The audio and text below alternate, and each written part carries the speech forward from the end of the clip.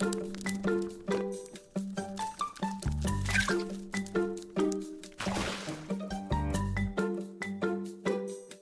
प्यारे बच्चों, कैसे हो तुम सब? होपफुली तुम सभी स्वस्थ और मस्त होंगे और इंतज़ार कर रहे होंगे हमारी आज की नई कहानी का। तो बिना देर करे शुरू करते हैं आज की कहानी। हमारी आज की कहानी है पेंगुइन्स की। और जैसा कि हमें पता है कि पेंगुइन्स जो होते हैं उनके शरीर की बनावट ऐसी होती है कि वो बहुत ही ज़्यादा ठंड में रह पाते हैं और इसीलिए वो जो पोलर रीजन्स हैं, जो ध्रुवीय एरिया हैं, आर्कटिका और अंटार्कटिका में रहते हैं, जहाँ पे ज़मीन की सतह हमेशा एक मोटी बर्फ़ की चादर से ढकी रहती है। तो ये जो पेंगुइन फैमिली थी ये वहाँ रहती थी। अब जो बेबी पेंगुइन्स थे उनको हमेशा लगता था कि हमारा क्रिसमस तो इतना बोरिंग होता है क्योंकि हमारी लैंड पे सिर्फ पेंगुइन्स ही रहते हैं और कोई दूसरी तरह का कोई जीव ही नहीं रहता। और उन्हें अक्सर लगता था, जैसा कि वो हमेशा वीडियोज़ में देखते थे, कि तरह तरह के लोग होते हैं, वो मिलकर सेलिब्रेशन करते हैं। तो इन बेबी पेंगुइन्स का भी मन था कि काश हमारी भी जगह पर कुछ अलग तरह के लोग हों जिनके साथ मिलकर हम क्रिसमस मनाएं। अच्छा, और यहाँ पर ढेर सारे पाइन ट्रीज़ थे, क्रिसमस ट्रीज़ थे, पर उन्हें डेकोरेट करना, है ना, उसके लिए मटेरियल, ये सारी चीज़ों की तमन्ना इन बेबीज़ में थी। और ममा पेंगुइन अक्सर समझाने की कोशिश करती थी बेबीज़ को कि बेटा, हम जिस जगह पर रहते हैं वहाँ और किसी का रहना, इंसानों का रहना संभव नहीं है, तो यहाँ और कोई नहीं आ सकता। पर बच्चे तो बच्चे ही हैं, ज़िद के पक्के। तो एक बार क्या हुआ कि एक बेबी पेंगुइन का मन रखने के लिए ममा पेंगुइन ने बर्फ़ से एक फिगर बना दिया, है ना, एक स्नोमैन बना दिया। और एक पुरानी हैट थी वो उसके सिर पे लगा दी, है ना, और कैरेट से उसकी नोज़ बना दी, पुराने जूते रख दिए नीचे, पुराना कोट और मफलर पहना दिया और कहा कि देखो, ये एक मैन है और ये तुम्हारा फ्रेंड है। तुम्हें अक्सर लगता है ना कि कोई और भी होना चाहिए हमारी आइसलैंड पर, तो ये तुम्हारा फ्रेंड है। इसे देखकर वो बेबी पेंगुइन बड़ा ही खुश हुआ। उसे सचमुच लगने लगा कि सचमुच का कोई फ्रेंड है, कोई आदमी है। और वो उससे बातें भी करने लगा जैसे कि ये रियल है ना। और ममा भी खुश थे कि चलो मेरा बेबी खुश है। लेकिन ममा को बिल्कुल अंदाज़ा नहीं था कि उसके बेबी पेंगुइन की आंखों में एक सपना सज रहा है। उस बेबी पेंगुइन ने क्या किया पता है बच्चों? उसने और सारे पेंगुइन्स को बुला लिया, छोटे बेबी पेंगुइन्स को बुला लिया, सारे आइसलैंड के, और उनसे एक मीटिंग की और कहा कि देखो, अब क्रिसमस आ रहा है और इस बार का क्रिसमस हम बहुत ही अच्छे से सेलिब्रेट करेंगे, तो हमें और लोगों की ज़रूरत है। तो चलो बर्फ़ से ऐसे बहुत सारे स्नोमैन बनाते हैं, कुछ मोटे, कुछ पतले, कुछ छोटे, कुछ बड़े, अलग अलग तरह के, ताकि हमारे पास ढेर सारे फ्रेंड्स हों क्रिसमस सेलिब्रेट करने के लिए। और इन लोगों की हेल्प से हम क्रिसमस ट्रीज़ भी डेकोरेट कर लेंगे।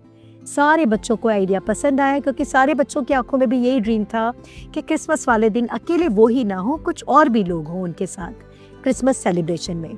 अब तो क्या था, ये छोटे छोटे बेबी पेंगुइन सुबह से लेकर शाम तक स्नोमैन बनाते जाते थे। उन्होंने स्नो से कुछ बच्चे बनाए, कुछ बड़े बनाए, कुछ मेल, कुछ फीमेल, कुछ लंबे, कुछ नाटे, कुछ मोटे, कुछ पतले, और उन्होंने तमाम सेना खड़ी कर दी इस तरह के स्नोमैन बनाकर। अलग अलग तरह के ड्रेसेस पहनाए, अलग अलग तरह के हेयर स्टाइल्स बनाए, और ये सारे बच्चे ऐसे ही उनके साथ ट्रीट करने लगे जैसे कि ये रियल है। ये जाके उनसे बातें करते थे, है ना, उनसे अपनी बातें डिस्कस करते थे। अब सारी जो मम्मी पेंगुइन्स थी, मॉम्स थी, वो बड़ी खुश थी कि चलो कम से कम बच्चों को फ्रेंड्स मिल गए। और उनके मन में एक अधूरापन जो था कि हम अकेले ही इस लैंड पर रहते हैं, तो हमारे और भी फ्रेंड्स हैं, तो ये एहसास उनके अंदर है। लेकिन सारी मम्मियों के लिए सिरदर्दी तब बन गया जब ये बेबी पेंगुइन्स, सारे बेबी पेंगुइन्स की आंखों में एक ड्रीम था। वो ये कि क्रिसमस वाले दिन हम सब डांस करेंगे, नाचेंगे, है ना। और बेबीज़ अपनी मॉम से बोलने लगे, मॉम्स इस बार ज़्यादा स्नैक्स बनाना, केक बनाना, हमारे फ्रेंड्स भी हैं। तब मम्मियों को चिंता होने लगी कि क्रिसमस वाले दिन तो ये राज खुल जाएगा कि ये तो बर्फ़ के पुतले हैं, इनमें कोई लाइफ नहीं है, तो हमारे सारे बेबीज़ बड़े डिसहार्टन हो जाएंगे। मम्मियाँ उन्हें समझाने की कोशिश भी करती थी, लेकिन बेबी पेंगुइन्स तो तब तक इन सारे बर्फ के पुतलों को, इन स्नोमैन्स को रियल मान चुके थे। वो मॉम की बातों का विश्वास ही नहीं करते थे। और मम्मियों को बड़ी फिक्र लगती थी कि क्रिसमस वाले दिन जब ये राज खुल जाएगा तो हमारे बच्चे बड़े डिसहार्टन हो जाएंगे, और इस आइलैंड पर कौन आएगा जो इन क्रिसमस ट्री को सजाए, यहाँ तो कोई मटीरियल भी अवेलेबल नहीं है। तो मम्मियों को थोड़ी फिक्र भी थी, है ना। अब बेबी पेंगुइन्स ने तो बोल दिया था कि क्रिसमस वाले दिन ज़्यादा केक बनाना, हमारे गेस्ट सारे ये फ्रेंड्स भी खाएंगे।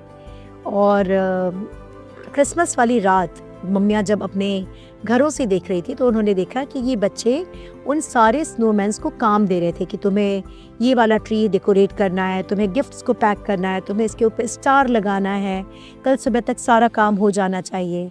और ये कह के वो लोग घर के अंदर आ गए। मम्मियों को बड़ी फिक्र थी कि नेक्स्ट डे यानी क्रिसमस वाले दिन तो उनका सपना टूटने वाला है। तो नेक्स्ट डे लेकिन मम्मियों ने जब घर के बाहर वो आई तो देखकर सरप्राइज थी। वो सारे स्नोमैन जो थे, जो पुतले थे स्नो के, वो सारे गायब थे और उनकी आंखें फटी की फटी रह गई जब उन्होंने देखा कि सारे क्रिसमस ट्री बहुत ब्यूटीफुली डेकोरेटेड थे। उनके टॉप पे एक बड़ा सा स्टार था और ट्रीज के ऊपर तरह तरह की चीज़ें और ब्यूटीफुल चीज़ों से वो सजे हुए थे। उन पर लाइटिंग हो रखी थी और गिफ्ट टंगे हुए थे, उनके किनारों पे गिफ्ट रखे हुए थे और हर घर के बाहर भी छोटे बड़े बॉक्सेस में बच्चों के लिए गिफ्ट रखे हुए थे। और ये सारे जो स्नोमैन थे, सारे जो स्नो के क्रीचर्स थे, ये रियल हो रहे थे, यहाँ वहाँ भाग रहे थे, डांस कर रहे थे, आइस पे स्कीइंग कर रहे थे। और मम्मियाँ सरप्राइज थी कि किसने किया, कैसे किया, कहाँ से हुआ ये मैजिक। वो जानने की कोशिश कर रही थी, वो एक दूसरे की तरफ देख रही थी क्वेश्चन मार्क के साथ, क्या ये तुमने किया, क्या ये तुमने किया। पर किसी की कुछ समझ में नहीं और बच्चे खुशी से पागल थे। उन्होंने कहा, देखा मम्मा, हम आपको बोल रहे थे ना अब ज़्यादा केक बनाना, हमारे सारे फ्रेंड्स देखो आ गए, आज की क्रिसमस बहुत स्पेशल होने वाली है। मम्मियों की कुछ भी समझ में नहीं आ रहा था। और फिर क्रिसमस की पार्टी शुरू हुई, सबने डांस किया, गेम्स खेले, साथ में केक खाया, स्नैक्स खाया, बहुत एक दूसरे को विश किया। और मम्मियाँ समझ ही नहीं पा रही थी, इतने में ही उनकी नज़र आकाश में गई और आकाश में उन्होंने देखा कि सेंटा क्लॉज स्लेज पर बैठे हुए थे और धीरे धीरे मुस्कुराकर नीचे का सारा नज़ारा देख रहे थे। मम्मी पेंगुइन्स को समझ में आ गया, मॉम पेंगुइन्स को समझ में आ गया कि ये सारी करामात सेंटा क्लॉज की है। तो उन्होंने मन ही मन सेंटा क्लॉज को बड़ी सी स्माइल के साथ थैंक्स कहा कि आपने हमारे बच्चों के ड्रीम को पूरा किया और आपने हमारी बच्चों की होप को बरकरार रखा, इसके लिए हम बहुत थैंकफुल हैं। और सेंटा क्लॉज भी आकाश में मुस्कुराते रहे और इसके बाद फिर वो अपनी स्लेज पर बैठकर चले गए। बच्चों ने बड़े ही प्यार से, बड़े दुलार से जॉयफुली क्रिसमस को सेलिब्रेट किया। ये क्रिसमस बहुत डिफरेंट, बहुत स्पेशल था और ये पार्टी बहुत ही डिफरेंट थी। सारे लोग बहुत खुश थे। तो यही थी हमारी आज की स्टोरी। इस स्टोरी में हमने क्या सीखा? इस स्टोरी में हमने दो चीज़ें सीखी। एक तो ये कि जब आपकी विश बहुत स्ट्रॉन्ग होती है और आप बिलीव करते हो कि ये काम ज़रूर होगा, तो पूरी यूनिवर्स उसको करने में जुट जाती है और वो काम ज़रूर होता है। लेकिन आपके अंदर डाउट नहीं होना चाहिए और विश्वास होना चाहिए, जैसा कि हमारी स्टोरी में हुआ। और सेकंड जो हमने जाना वो ये कि सेंटा क्लॉज है ना, बच्चों के मन में अक्सर ये क्वेश्चन होता है कि सेंटा क्लॉज होते भी हैं कि ये सिर्फ फेक होते हैं, स्टोरीज में होते हैं।